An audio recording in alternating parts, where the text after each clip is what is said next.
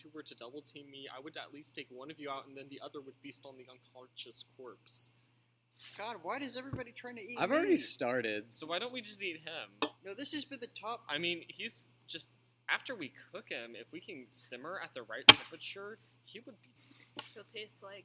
All of this we negativity just is gotta- like festering. I know, but with that much negativity, if we boil him and then we slow roast He's not him... gonna cook Like, me we fast. boil him just enough to take, like, potato peelers and cut all the skin off, and then we slow roast him over a fire, and it would be like slow roasting a pig. Okay, and we're back to Otakuspect. Excalibur,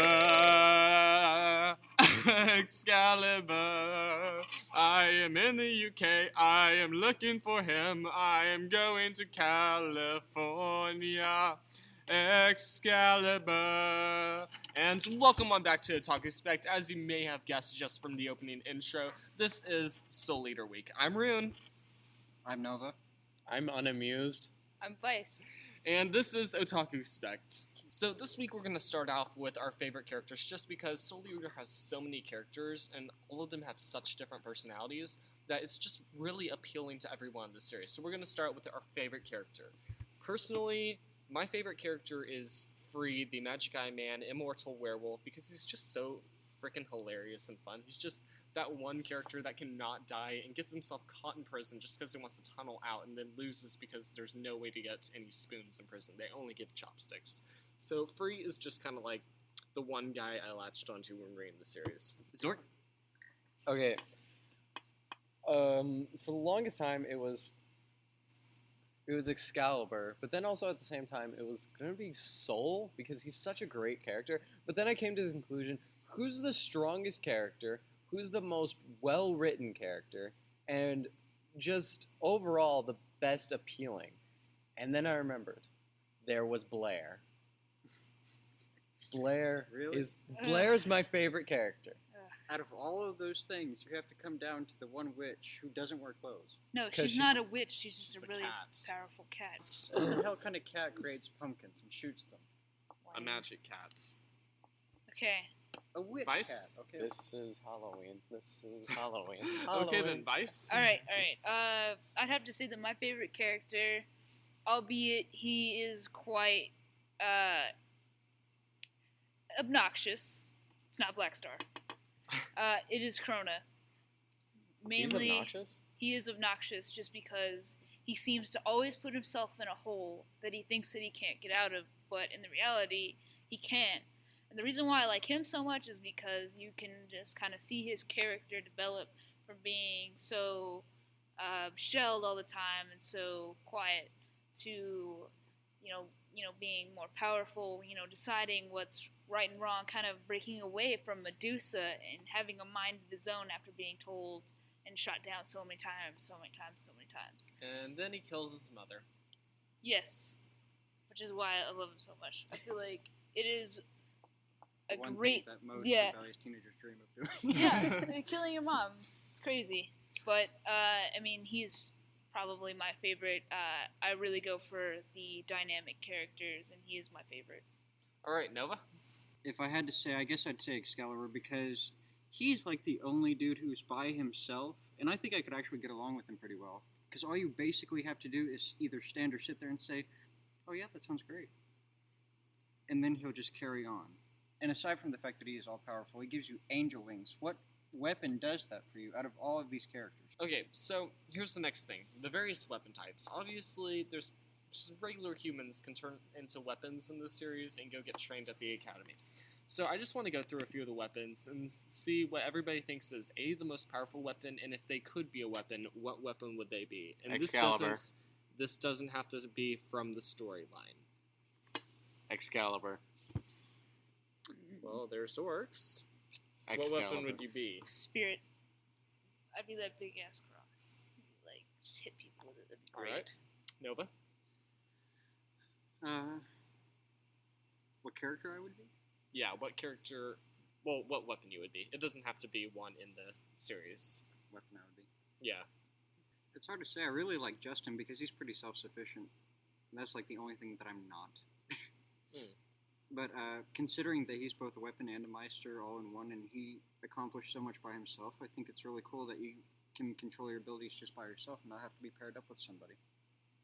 That's pretty cool. If I were any weapon, I would probably be like, I know this isn't in the series, but I would probably be a club, just because at the same time, we've seen that Soul has been able to transform his arm into the Scythe Blade, and Justin can obviously use this whole The guillotine thing that he's going on. So if it were possible for me to just transform just my hands into the clubs, then I could probably become my own Meister as well as a weapon, and that would just be pretty dang awesome. Would you have anything written on the club like you deserve this? I have would it have it- imprinted on people's foreheads on my club.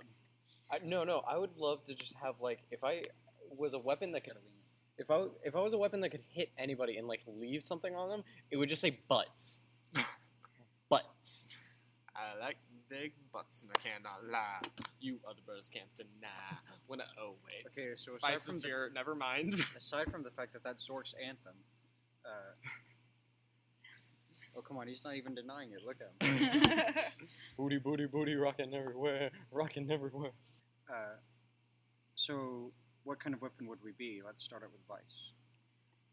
What kind of weapon? Probably. If you could pick out of like any weapon that there was that would fit for you, that you could either do partially by yourself or like just if you could work with somebody and just be like full weapon. Oh, dude, I love Justin, of course. You know, just because he's the freaking guillotine. He can read lips. Like that's the coolest thing ever. But I really do love, as much as I hate Spirit's like character, I love his weapon. He turns into that giant like. Black Cross. Yeah, which is pretty freaking sweet. So I really like that. But since I'm short on time, I really want to talk about why every single weapon, scythe or not, is called a death scythe. Does anybody know why? 'Cause I don't. Actually have a theory on that one, and it's because Shinigami technically are Grim Reapers or Agents of Death, and Japanese history and mythology and all that, and obviously Grim Reapers have always been pictured with scythes, so I'm assuming that's the reason why they're called death scythes. Considering that a scythe is probably the first weapon that they used at the beginning of time, considering how old Lord Death really is, the name probably just stuck, because to name off every weapon that was being created throughout that long history of time, it was just too many, so it's just easier to stick with one name, I suppose. I think the writers just got lazy. I mean, come on, think about it. Maka was a scythe, like an actual scythe. So I think that there was going to be an idea where they're like, all right, let's just have all of them scythe. And they're like, that's really boring and terrible to write. So we'll just give them different things. Makes sense. Okay, so here's another one that I want to go through. We didn't talk about what weapons we would be, too. Oh, yeah, sorry. My bad, guys. Well, I mean, is there anything else you want to, like, talk about before you have to go? No, that's about it. Alright, see you guys. Sweet. Vice has to leave us now, but we shall continue on. Zork, what weapon would you be? And why? Dude, I said Excalibur, and I want to be a sword. What kind of sword? Like, what style? Like, Excalibur's style? One that gives you wings, like Red Bull. Apparently wings and bull urine. Anyways, no, like, I just want to be a regular katana. Like, I mean, think about that. Like, that would be, like, the classiest way to, like, be like, I slice through you. You were Dark Strider, I swear to God. Anyways, Nova? He's not denying it. No, I don't remember Dirk that well because I didn't read that much into it, so. Anyways, Nova? I think that Zork has a point. I mean, if I could, I'd like to have, like, kind of a Wolverine thing where the katana blade sticks out of my palm. You can turn your hand, like, if anybody knows Kakashi and you know Kagero, the guy that had the swords as his ability since he was a Kakashi, my thing would be to have katanas come out of my palms just to use as an average weapon, but for myself to be a complete weapon, I'd like to be like a sickle that had a crescent-shaped scythe-looking moon blade that would be about 3 feet long, and then have a staff about 6 feet tall, and like a 30-foot chain. I think that'd be really cool, because you could like toss it and pull it back, that kind of stuff. Okay. Now here's one that I'm really wanting to go with. the clowns in the series, and these are really controversial topic, considering that they only barely appear in the anime, and at the same time, they're like You a didn't say complete... which weapon you wanted to be. I already started, remember? Yeah, I did. Clubs. Oh, okay. Sorry. Anyways, clowns, because they are so controversial between the anime and the manga, because the anime requires them as just a side quest, and the manga requires them more as a final battleground, especially on the moon in the end of the manga. So the clowns that are really in question here are, what are our opinions on them? Because I personally have opinions on every single one, but I'm going to dumb it down. But let's start with Zork this time. Purple dye clown's a banana. What? Look at him. He's a banana. That's the clown that Medusa manufactured to give her safety from the insanity wavelength. It's a banana. So, it is a banana. The potassium keeps you from insanity. That would actually make sense. Yeah. It would. In anime, But no, in actuality, I didn't read the manga, so the manga or whatever. Yeah. But anyways, no, in actuality, I don't know anything about him. I kind of, like, again, I haven't seen this since 7th grade, so after I saw the ending, I was really turned off, so I didn't read the manga. Well, there was the episode in the anime where Death Star does fight the two twin clowns, so... yeah. I have an opinion about that, actually. Like, the twin clowns were really super creepy. And the fact that they were trying to eat somebody and they had, like, a whole mouth in their one huge arm. And there was drool and everything. There was, like, tongues. And then it turns out they were robots. Okay, if they're robots, they can't have those kind of liquids just fluctuating through their body. And if they've been guarding this special key for God knows how long, how have they managed to survive this long? Do they have, like, cell phone chargers in their butts or something? Because it's just, I don't know, it puzzles me. Details like that just, I don't know. Well, we do have to realize this is a series where witches and people who can transform into weapons exist, so we do have to kind of excuse that, because technically they are agents of insanity, so we don't know. That may have just been illusions. We've never really been told directly. Yeah, or give an explanation Halloween. for that. This is Halloween. Yes, we get the Halloween thing. Anyways, I've really got different opinions for each of the clowns, but just for the record, the one that sticks out the most among all the clowns is Kaguya, or however you want to say it, Kagaya. Anyways, Yeah, of but course she this sticks is out. the She has boobs. Well, okay, not because she has boobs. She sticks out because she's that one clown that is naked pretty much the entire time. At the same time, it's not that I like her because of that. It's that I like her because she actually goes so far as to mess with the kids and just screw around and, like, taunt them the entire time. None of the other clowns really stick out much more than a tank would stick out in a battleground of just foot soldiers. But the fact of the matter is, she goes so far as to taunt them and mess around and just try to have fun the entire time that they're basically screwing humanity over. She's so the in that, Deadpool of clowns. Basically, she is the Deadpool of the clowns. So that's why I really figure that she kind of sticks out more. Well, another thing I wanted to mention is that I wonder, because when people started viewing this, Soul Eater, I mean, how many people do you think stopped watching it because of their pathological fear of clowns? Do you think just like a major majority of them just... Okay, wait, Obviously hold on. not enough. Let me stop Right. you there. My girlfriend loves Soul Eater. She thinks it's one of the greatest, and it's her personal favorite. And she is so terrified of clowns. Like, every time when I talk about my fear of spiders, she always says that her fear of clowns is worse. And I didn't believe it until she was crying all the way through It. You made her watch It? She You said asshole! Why would you make her... Poor girl. Do you even know what It is? Yes. Stephen King's It, yeah, Pennywise, Tim Carrey. Sorry, that library scene's amazing. I don't care what anyone says. That was the funniest shit I've ever seen. You Okay, made let's your try to keep girlfriend this watch PG.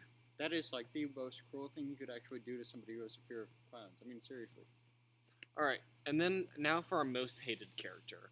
Now, this will probably come as no surprise to some of you in the Soul Eater community, but my least favorite and most hated character is the Fisher King, and everybody knows about the Fisher King, fat dude in this weird latex suit. We don't even know what's underneath the suit the entire time. Either way, he basically is in there for one episode to torment Dardette the Kid. And the entire time he's in there, he's just annoying. He's disgusting, he's not a good character, he's just a henchman. And henchmen usually do not even get the amount of screen time that most henchmen, not henchmen, but most good characters get. Fisher King was only there to provide a little bit of adversary for Death the Kid, and to basically just give him the idea that Lord Death and Ibon were actually friends. Nova? I'd actually like to change my answer beforehand. I think that my favorite character and the one that I could relate most with is Mifune. Mainly because how many samurai swords do you see with a golf bag full of freaking katanas? And he's not even a weapon, he's just a Meister, and he actually performed better than most of the weapons Meisters did. And most hated character I would have to say is Kim Di, because, okay, her and the Meister, or I don't remember if she was the Meister or the weapon, they didn't talk much throughout the series itself. I'm sure they did through the manga, but in the TV show, they were so mean to so many different people. And they were like, we've got each other, we don't need anybody else, like lesbians on, I don't know, hiatus. And it just seemed so unnecessary for two beautiful girls to be so hateful towards other students, which they thought less of. Alright, Zork? Most hated character? Honestly, everyone's gonna hate me for this. Easy. I hate Justin Law. Hate him. He's very bland character. Also, the fact that he can't hear people because he's listening to loud music is really just lazy and stupid writing. And just the fact that he's eventually it's not unique. It's like trying to add realism into it's okay. It's like the part in Kill la Kill. We can't talk about Kill la Kill. We can't do any spoiler alerts. No, this isn't a spoiler. Alright, there's this one part in the show where everything gets really ridiculous, and they're showing projections of these people. I can't remember exactly. They were showing projections of these people, and then the other side was showing a projection of one of the divas. And this is all going to tie in later, don't worry about it, let me just go on and explain this. At one point, the two projections started fighting each other, and the projections were... they were obviously projections, from a projector, lights and stuff like that, and they were battling and stuff like that. And one projection defeated the other, and then they tried to explain it. That was ridiculousness trying to explain what is ridiculous. And it was at that point, it was just I know you take me for stupid, but I'm not that stupid. And with Justin Law, that's the exact way I'm going to say it. It's everything in Soul Eater is ridiculous. But it is. It really is. And that's fine. An anime can be ridiculous. But then when you have something as ridiculous and stupid as a guy can't hear, and he can read lips, though, he can only hear because he can't hear because he's listening to loud music, that is just stupid ridiculous. Well, I think that nobody else has ever done that with any other anime characters, so I think that's what stuck out for him the most, aside from the fact that he is a badass. I mean, he fought a dude that was basically a huge chainsaw. And what really stood out for me was the fact that he was listening to really hardcore rap throughout the entire series. I think he was listening to DMX. I heard rapping. Yeah, DMX was rapping. I watch all of my anime with captions, and it says, listening to loud rap. And it was funny. I think his eyes are really big, even for a male character. Okay, I'm not gonna lie, for the first episode it was funny. But then as it continued on, it got really stupid. From the point of Justin Law continuing, or from the first episode of Soul Eater altogether? No, it was Justin Law. Okay. It just got, right. It was too stupid to me. So here's the second thing, okay? The 8 powerful gods or figures or whatever, the members of Shinigami's team, I'm assuming that all of us have at least a little bit of a passing knowledge on it. But if you don't remember, the 8 Powerful Warriors of Shinigami's original team, the only ones that we really met in the series were Ashura, Iban, and then there was one in the manga that Black Star managed to meet, which I can't remember his name at this exact moment, but he basically took over Black Star's mind for a little bit of time. And then the next one after that was basically Shinigami himself, and that's, if you count Shinigami as warriors, which we're not really sure if he is counted as one of the warriors, then that's only 4 of them. And then Masamune was Tsubaki's brother. Yes, but Masamune wasn't one of the 8 powerful figures. You said the one that tainted his mind. No. The one that tainted, not Black Star's mind, Death the Kid's mind. Oh. And that was the Black Mass. It's the Great Old One. And it was in the manga when they entered the Book of Avon. But at the same time, that's only 4 of them if we're counting Lord Death himself. So that still leaves interpretation up for the other 4 figures, which we did see blacked out figures of them, but we never actually saw who they were or got to meet them. So I believe later on in the series, because a Season 2 has been confirmed for Soul Eater.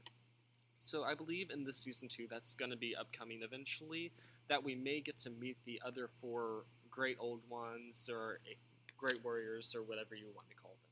What do you guys think? I think gods are gods. You know, I don't mess with them, they don't mess with me. What do you think of them being in the series? I think that they play a necessary role because it's showing what every character is relating to. Because, like, how Justin Law is so religious, and he worships Lord Death, but at the same time, he also doesn't stay at the academy. He's often, like, Venice or Rome or something, working for the Pope, but he's not actually working for the god that he worships. So at the same time, the gods are necessary, but they're not the center of the entire show. I think that they play a very interesting role, and I think that it's cool how everybody has their own take on them. Sort? Again, I haven't read the manga, so, like, from what I understand of them, though, I did honestly think that they did play a good role, and I was upset that when Soul Eater ended, and because I didn't read the manga, and I didn't know it continued, so once I saw that, I was like, wow, they just kind of glanced over that, and were just kind of like, whatevs. So. Alright then. Okay. Let's start talking The about ending. Season 2. No. Oh yeah, we need to talk about the ending. Alright. Bravery! Bravery! Or in Japanese, courage! Courage! It doesn't matter. That probably echoed. Anyways, okay then, so Nova.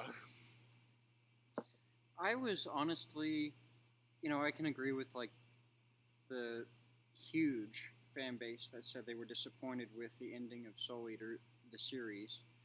But, to be honest, I don't know how it would have ended any way else. I mean, Mako was on the verge of death. She just developed powers, and she still doesn't even consciously know it as far as I know. And she was about to be killed and consumed by a god. And at the one point where something had to overtake every ounce of her being to become, unstoppable, I think that the way it was put, courage and bravery, inspired a lot of people in our youth and nation to the point to where, it didn't really matter that it sucked because, it was encouraging. Okay, so was that a pun? Was that a pun? Yes. Dang. Okay, so I'm going to be the voice of reason for the group this time, and I'm just going to point out... Now you're going to be the voice of reason. Yes, I'm going to be the voice of reason. This series, it ends with Maka filling herself with courage and punching the Kishin in the face. Mm-hmm. And the Kishin is frightened of that. Now let's see here. The entire series, they've been brave. I mean, Black Star shows, like, literally no fear, okay? Well, he showed a little bit of fear, but still, while they were fighting him, Black Star Kid and Maka were fighting not out of fear, but because they needed to defeat him, and they were brave in that instance, and they were even protecting each other, and they thought that they could beat him, and then they really had no effect. But at the same time, they were brave. So I really question how just punching him in the face filled with bravery is so much more brave than attacking him with giant weapons that are super powerful while they're being brave at the same time. It's not so much that it's just logical, it's just badly written. And even I want to say that, again, like you said, the entire fan base is pretty much angry at that one last episode, and this is one of the reasons I'm glad the manga branched off from that and didn't just end there, was because it was really just stupid to have that way for the Kishin to die. And at the same time, in the manga, it was so much cooler how they managed to kill the Kishin, and it was just a whole lot more, it made a lot more sense, and they even managed to use the black blood and get control of that. So I really think that the manga trumps the anime in that respect, and that the anime right there was really badly written. Now, I tell you, one thing that I would have liked to see is all of the weapons forged together and make one super weapon. This isn't Power Rangers. Shut up. No, I'm just saying, it's possible. I mean, considering that it's the world of anime. Go, and go, the world Power Death Scythe! Don't make me go all Megazord on your ass, okay? I'm telling you. I'm so done, guys. You guys can finish this. I'm so done. No, I'm just saying, how Tsubaki is like one of every kind of weapon, which is like totally unfair to the rest of them. But at the same time, it's not impossible, especially in the logic of anime and the logic of Soul Eater itself, for them to forge just like one weapon, and then the main character, Maka, comes up using this almighty and powerful weapon and just barely slices the Kishin and blows him into obliteration. That would have been an epic finale, and then they could have had, like the word courage formed out of his ashes or something. I don't know. But honestly, I mean, a 13-year-old girl stood up and punched a man in the face just because she was brave, and he took it. That was basically it. Yeah, and died. That was basically it. Okay. I know I used to talk about Gurren Lagann a lot. And oh, God. If you haven't watched Gurren Lagann, I'm gonna give out spoilers. The ending of Gurren Lagann is basically... You can't. I already said you can skip to when I'm done talking. I'll put it somewhere, like I'll edit in my voice saying when to skip to. I have to. This is a very big point, and I have to explain this. Why right now? Just let him go ahead. He's already wasted this much time. Yeah. So, the ending of this is just supposed to be like, okay, you're supposed to have courage to do certain things in life, right? And most of Gurren Lagann is explaining that you need to believe in yourself, even if it means believing in someone else that believes in you. It doesn't matter, just believe in yourself. So, when I see an ending that's so well written like Gurren Lagann's, and then I see an ending like this, I just can't help but compare the two and just say, one of them's stupid and the other one's stupid but makes sense. And what I mean by that is that Simon basically he's already a badass at the end of Gurren Lagann, but something awakens in him that really shows that he can't be bro. He can't be Kamina. He has to be his own person. So that kind of finally wakes up in him. That kind of happens in the alternate universes part, but the ending really shows that it really awakens it, and he goes all out and eventually does destroy the Spiral King. Not the Spiral King, the Anti-Spiral, sorry. And he does it in the most badass way possible of having his whole mech just destroyed. It doesn't matter that it's destroyed because he finally gets what he wants, and it shows that. But when it shows this, it's like there's really no weight to it other than the fact that, yes, this Kishin, Kishin. Yeah, Kishin Keisha is my neighbor, okay? It's the Kishin. Kishin. Okay, I'm sorry. But this Kishin is destroying, but it's not something that's helping her through life, honestly. And even if that is showing that it's helping her through life, that's still horribly written. Cough Cough Season 2. Still. Like, honestly, there were so many things left out even because of this ending that he had to cut there. And I horribly hated it because of that. And then it really just had to keep saying bravery, bravery, bravery. What the hell is this? Is this Dr. Seuss or some... It was so stupid. That was it. Continue. Well, on that note, we're going to be ending our episode today. Thanks for listening. Come watch us on YouTube. Check us out on Tumblr. Check us out on SoundCloud. And maybe we'll eventually get to iTunes. Thanks for coming back. If you could, please give us a subscription or two. We promise we'll try to return them all. And we just want to borrow it for a little bit. But thank you guys seriously for watching. This show really could not be anything that it ever will or can be right now without you guys' help. So... thanks for watching. We hope to see you guys next week. Thanks for watching Otakuspect. Say listening once really well. Listening? Yeah, because they're not watching it, they're listening to it. I hate you guys. I really hate you guys.